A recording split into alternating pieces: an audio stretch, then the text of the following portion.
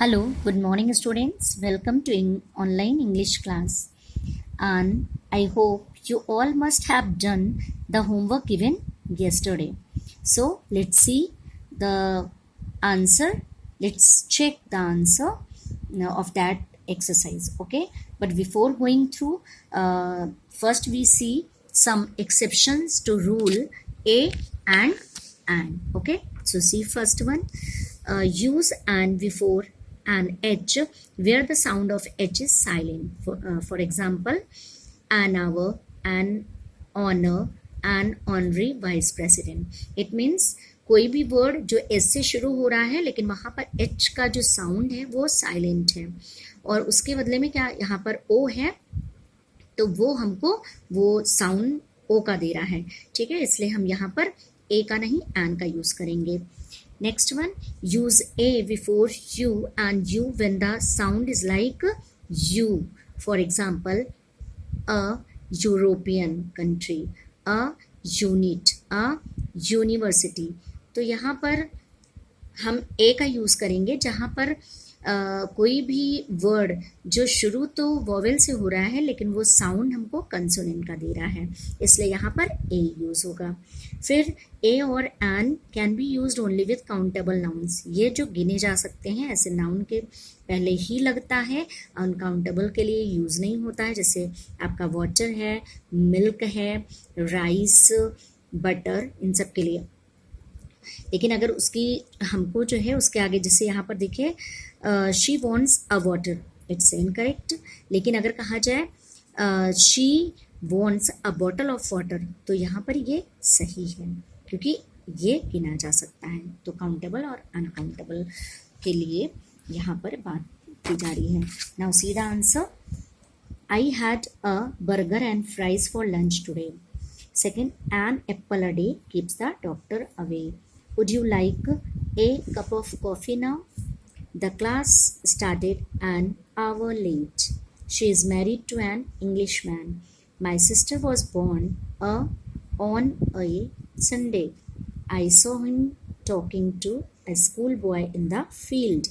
Is there a doctor in the string?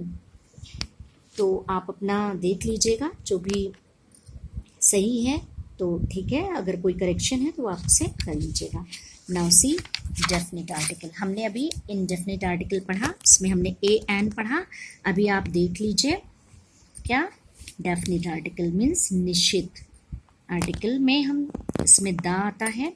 So the is called the definite article. A definite article is used before singular and plural nouns. अभी आपने देखा कि जो ए और N है वो singular के लिए यूज़ होता है, सिंगल यूनिट के लिए, लेकिन जो द हमारा है वो सिंगुलर एंड प्लूरल दोनों के लिए यूज़ हो सकता है. When the noun is specific और पर्टिकुलर. लेकिन नाउन कैसा होना चाहिए, वो विशेष होना चाहिए, विशिष्ट होना चाहिए, ठीक है, खास होना चाहिए. The indicates that the noun is definite and has a particular description. The हमें ये बताता है कि वो नाउन बहुत ही क्या है, वो निश्चित है, डेफिनिट है और उसका जो है एक विशेष व्याख्या या डिस्क्रिप्शन है.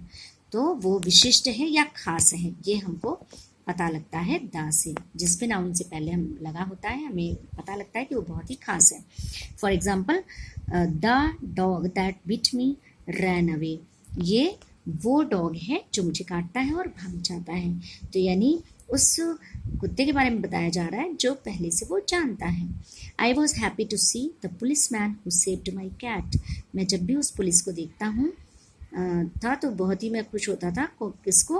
हु सेव्ड माई कैट, जिसने मेरे कैट की जान बचाई.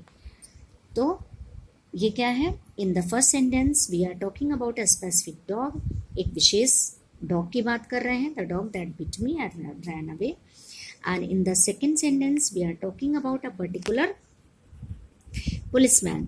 Even if we don't know the policeman's name, it is still a particular policeman because it is the one who saved my cat.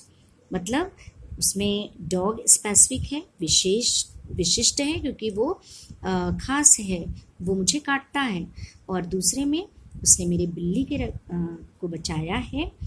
तो वो भी पर्टिकुलर बहुत ही ख़ास है। मैं उसका नाम नहीं जानता, लेकिन फिर भी उस पुलिस वाले को पहचानता हूँ जिसने मेरी बिल्ली की रक्षा की। तो वो दोनों क्या हैं, स्पेसिफिक हैं। ओके, तो आपने देखा कि ए और एन ये हमारे इनडेफिनिट आर्टिकल हैं और द हमारा डेफिनिट आर्टिकल है।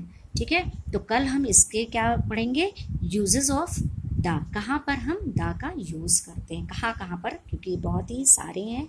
कल हम आपको पूरा इसको आपको बताएंगे। लेकिन अभी आज आपको एक एक्सरसाइज करनी है। Here exercise is given, fill in the blanks with a, an or the. Okay, dash sun rises in dash east, Australia is dash island, would you like to have dash banana, and dash river Nile flows through Egypt, and what dash interesting play it is.